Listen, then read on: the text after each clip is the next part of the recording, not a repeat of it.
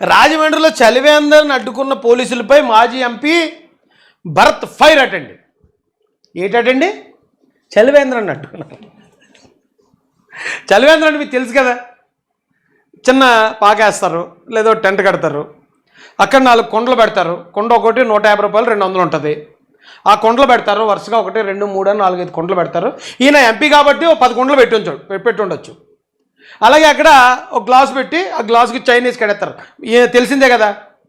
అందులో నుంచి మంచినీళ్ళు ముంచుకుని తాగేది, అది చలివేంద్రం అంటే. ఆ చలివేంద్రం కోసం మనోడు వీరాది వీరుల్లాగా 1,00,000 కోట్ల ప్రాజెక్ట్ ఏదో ఇండియాకి మన ఆంధ్రప్రదేశ్కి తీసుకొచ్చేసిన వాళ్ళలాగా, లేదా వైసీపీ నుంచి 1,00,000 మందికి 1000 మందికో 10,000 మందికో జీవితాన్ని ఇచ్చేసిన వాళ్ళలాగా గొడవ పోలీసులతోటి, శాంతి భద్రతల సమస్య క్రియేట్ చేయటం, ఎక్కడ పడితే అక్కడ అశాంతి గొడవలు రేపడం. అంటే ఎవరన్నా పెట్టుబడిదారుడు వస్తే ఏడ్రో బాబు రాష్ట్రం అంతా ఇలా గొడవలు అయిపోతుంది, అక్కడికి వెళ్ళకూడదు, పెట్టుబడి పెట్టకూడదు, ఆంధ్రప్రదేశ్కి రెవెన్యూ రాకూడదు అని అడ్డుపడే పని. లేకపోతే చలివేంద్రం కోసం గొడవ ఏంటండి, ఎవడు చెప్పేవాళ్ళు లేక కానీ.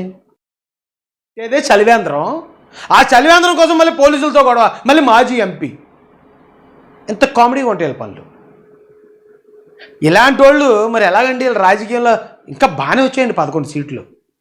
ఎక్కడో చిన్న చిన్న కమ్యూనికేషన్ గ్యాప్ వచ్చి ఆ 11 అన్నీ వచ్చాయి కానీ, లేకపోతే జగన్మోహన్ రెడ్డి గారు ఒక్కరే గెలాలి ఈ పార్టీలో. మిగతా వాళ్ళందరూ అసలు ఎవరో అంటే పెద్దగా పేరు ప్రఖ్యాతలు గతంలో రెచ్చిపోయిన వాళ్ళు కాదండి, సామాన్యులు ఎగ్గారంతే ఈ వైసీపీ పార్టీలో. రేపు వచ్చేసరికి వాళ్ళు కూడా ఉండరు. ఇదండి వీళ్ళ పరిస్థితి. మళ్ళీ చంద్రబాబు నాయుడు గారు ఫోటో వేశారు పెట్టే చలివేంద్రంకి. గట్టిగా అయితే తిప్పి కొడితే 3,500 4,000 అవుతుంది దానికి ఒక ఎంపీ ఫైటింగు, దానికి ఏమో 4 సార్లు ముఖ్యమంత్రి చంద్రబాబు నాయుడు గారి ఫోటోని మళ్ళీ విలన్ ఫోజులో ఆయన ఫోటో వేయటం, పోలీసు వాళ్ళు మీరు రెచ్చిపోవడం. ఏడు రా బాబు, ఓవరాక్షన్ ఏంటండి బాబు, నాకు అర్థం కాదు. ఇంత చీప్గా ఉంటాయండి వీళ్ళ పనులు. అయ్యా అదండి పరిస్థితి. మళ్ళీ కలుసుకుందాం సార్. జై భీమ్ జై అవునండి, అసలు విషయం చెప్పడం మర్చిపోయాను. మీకు విషయం చెప్తానండి. రేపు సౌదీ కదండి, 15వ తారీఖున మే 2026 9 గంటలకి సఫ్వా దమ్మం బాబోయ్ జుబేల్ హైవే అటండి.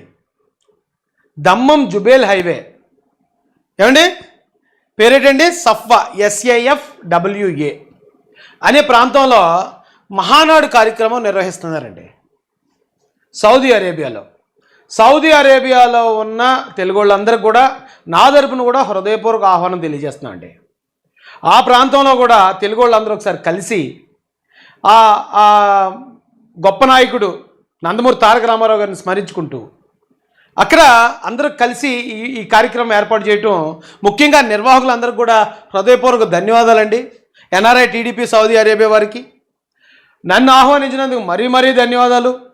ఇక ఎమ్మెల్యే అమర్నాథ్ రెడ్డి గారు, ధూళిపాల్ నరేంద్ర గారు, బోడి ప్రసాద్ గారు, అలాగే కుంచే రఘు గారు శంకర్, వీరిని చీఫ్ గెస్టులుగా వారు ఆహ్వానించారు.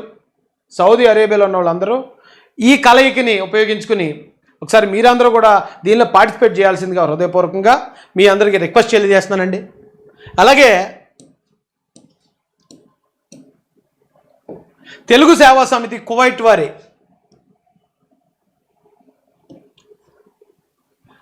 ఇది ఎందుకంటే ఇలాగ వస్తుంది, తెలుగు సేవా సమితి కువైట్ వారి ఆధ్వర్యంలో శ్రీ నందమూరి తారక రామారావు గారి 104వ జయంతి వేడుకలు జరుగుతున్నాయండి కువైట్లో. ఇది 22వ తారీఖున మే 22, 2026 శుక్రవారం 11 గంటలకి ఇండియన్ కమ్యూనిటీ స్కూల్ కైథాన్ ఈ ప్రాంతంలో ఈ కార్యక్రమం జరగబోతుందండి. అక్కడ ఉన్న తెలుగు వాళ్ళందరికీ ఆ కమ్యూనిటీ ఆ నిర్వాహకుల తరపున నా తరపున హృదయపూర్వక ఆహ్వానం తెలియజేస్తున్నా అండి. ఈ కార్యక్రమానికి కూడా MD షాజహాన్ బాషా గారు ఎమ్మెల్యే మదనపల్లె, కావలి గ్రేష్మా ప్రసాద్ గారు MLC, KK చౌదరి గారు రాష్ట్ర chairman Andhra Pradesh khadi and village industries board అండి. ఇక మహాజన్ రాయిష్ అండి తెలుగుదేశం పార్టీ నాయకులు. దీనిలో నేను కూడా పార్టిసిపేట్ చేయడం నాకు చాలా ఆనందంగా ఉంది. మళ్ళీ చెప్తున్నానండి, డే టు టైం గుర్తుపెట్టుకోండి. కువైట్లో ఏమండి ఇండియన్ కమ్యూనిటీ స్కూల్ కైతాన్ ఆ ప్రాంతంలో 22వ తారీఖు 2026 శుక్రవారం అక్కడ సెలవు కదండి అందరికీ. అందరూ వచ్చేయండి, ఒకసారి అందరూ మాట్లాడుకుని అసలు ఒకసారి కలుసుకుందాం అండి, సరదా కబుర్లు చెప్పుకుందాం. ఏమండి మీ అందరికీ కూడా నిర్వాహకుల తరపున ఎవరండి, తెలుగు సేవా సమితి కువైట్ వారి తరపున, నా తరపున, ఈ విచ్చేస్తున్న ఈ ముఖ్య అతిథుల తరపున కూడా హృదయపూర్వక ఆహ్వానం మీ అందరికీ తెలియజేస్తున్నాను. Thank you sir.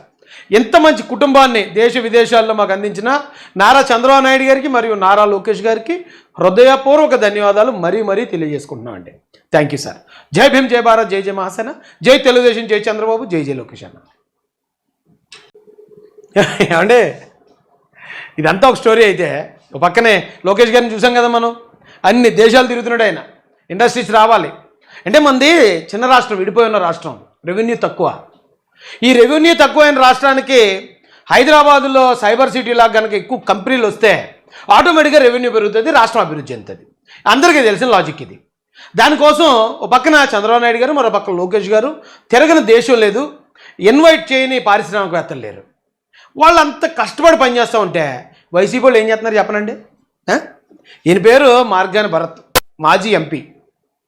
రాజమండ్రి మొన్న ఎమ్మెల్యే పోటీ చేసి ఆయన కూడా చిత్తుగా ఓడిపోయి ఇప్పుడు ఈ రాష్ట్రాన్ని వీళ్ళు డెవలప్ చేస్తూ ఉంటే వీళ్ళు చేసే పని ఏంటో చెప్తాను రండి. సౌండ్ పెట్టండి, ఇది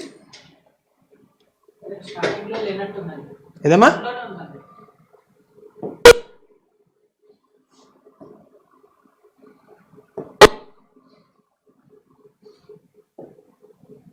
రావట్లేదు.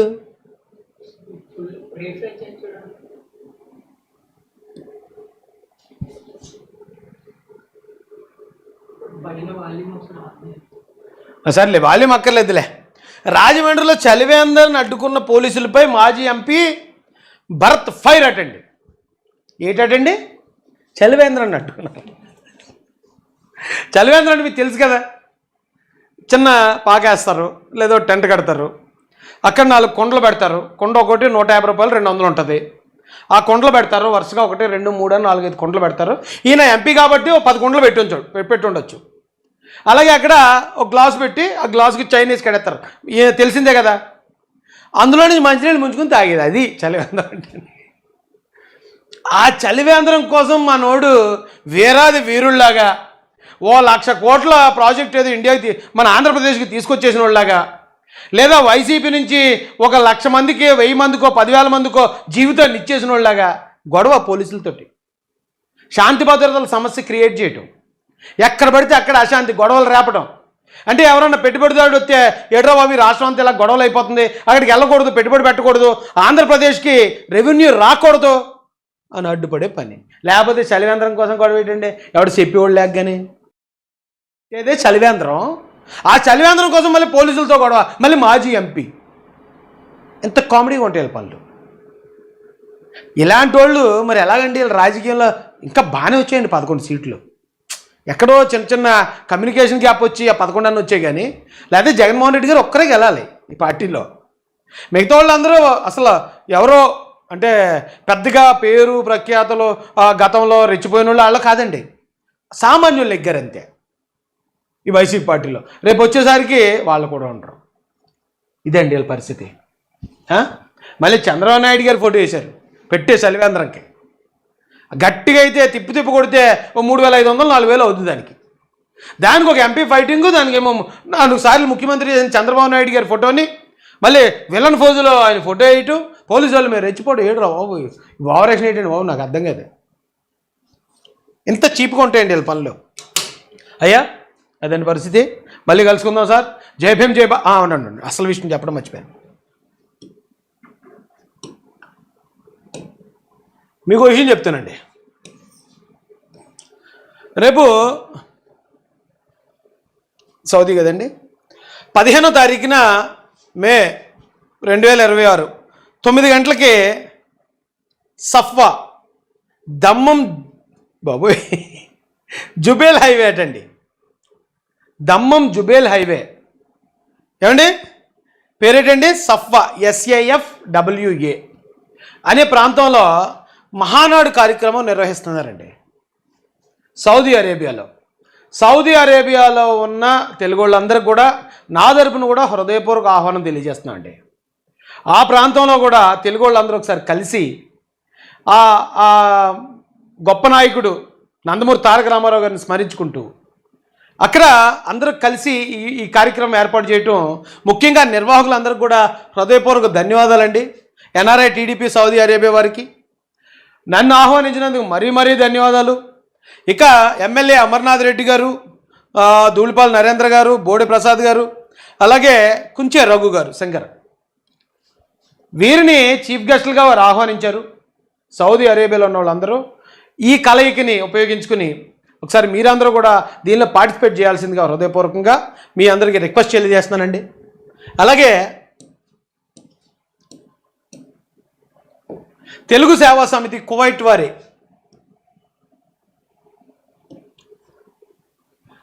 ఇది ఎందుకంటే ఇలాగ వస్తుంది, తెలుగు సేవా సమితి కువైట్ వారి ఆధ్వర్యంలో శ్రీ నందమూరి తారక రామారావు గారి 104వ జయంతి వేడుకలు జరుగుతున్నాయండి కువైట్లో. ఇది 22వ తారీఖున మే 22, 2026 శుక్రవారం 11 గంటలకి ఇండియన్ కమ్యూనిటీ స్కూల్ కైథాన్ ఈ ప్రాంతంలో ఈ కార్యక్రమం జరగబోతుందండి. అక్కడ ఉన్న తెలుగు వాళ్ళందరికీ ఆ కమ్యూనిటీ ఆ నిర్వాహకుల తరపున నా తరపున హృదయపూర్వక ఆహ్వానం తెలియజేస్తున్నా అండి. ఈ కార్యక్రమానికి కూడా ఎండి షాజహాన్ బాషా గారు ఎమ్మెల్యే మదనపల్లె, కావలి గ్రేష్మా ప్రసాద్ గారు ఎమ్మెల్సీ, కేకే చౌదరి గారు రాష్ట్ర chairman Andhra Pradesh khadi and village industries board అండి. ఇక మహాజన్ రాయేష్ అండి తెలుగుదేశం పార్టీ నాయకులు.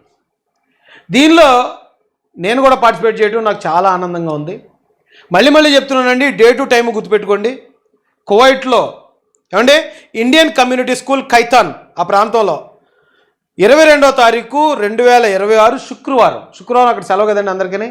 అందరూ వచ్చేయండి, ఒకసారి అందరం మాట్లాడుకుని అసలు ఒకసారి కలుసుకుందామండి, సరదా కబుర్లు చెప్పుకుందాం.